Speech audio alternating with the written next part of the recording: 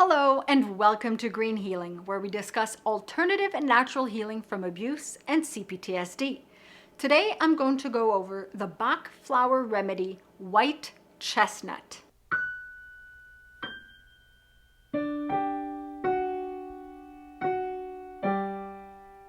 As a quick reminder, this isn't medical advice. I'm merely sharing what I do, perchance it may also help you. White chestnut is the remedy for unwanted thoughts and mental arguments. Either you are replaying a scene in your mind that didn't go exactly the way you would have liked it to. Either you're replaying ways it could have gone, or you're fearing the future.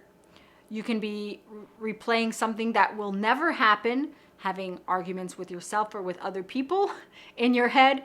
You can be replaying past scenes the way they happened, and it can be very exhausting, very tiring. And those of us who have anxiety, there is more of a tendency to need also white chestnut. Other key symptoms include a worrying or distressing occurrence that preys on the mind, feeling helpless to prevent these thoughts from going around and around in your mind like a hamster wheel. These thoughts are persistent, unwanted, and may cause sleeplessness. It can be inner monologues and dialogues, and you may be unable to get rid of them. White chestnut promotes clarity of thought, mental focus, and the power of concentration, which is good. I tend to take white chestnut when I need to focus sometimes, because I am also thinking of certain things I want to do, and it's preventing me from focusing on the task at hand. Sometimes it's a question of I need to write notes down and then I can set it aside for later. And sometimes what actually happens to me is I'm thinking of a video of either an episode of Green Healing or a video for one of my other channels that I want to do. And so what I want to say in the video keeps replaying in my mind. So what I do is I just grab the camera and I film it so that it can stop replaying in my mind. So these are strategies that can help also with that, aside from taking white chestnut, which helps, but also little practical tricks to help. Sometimes you have an argument with someone, you can't resolve it right away.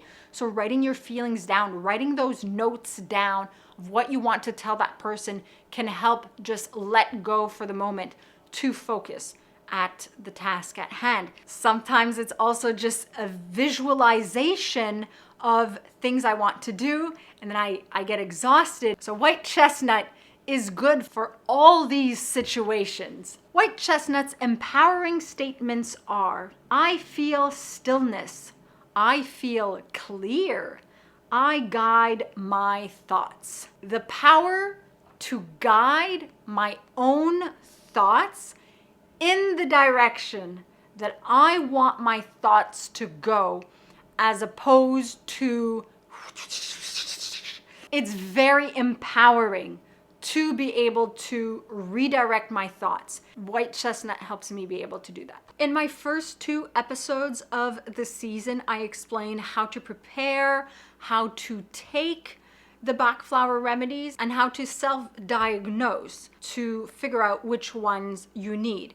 Hopefully this will also help you figure out if you need this particular remedy. Also, remember when you're self-diagnosing to observe your symptoms without necessarily judging them.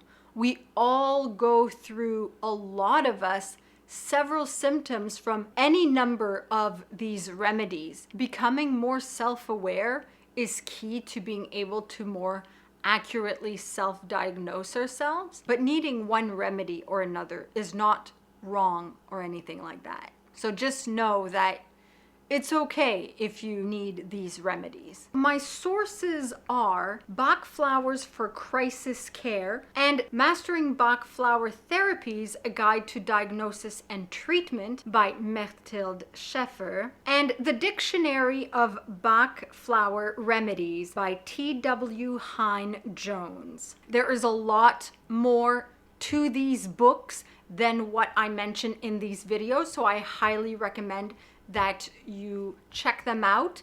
The links are in the description of this episode.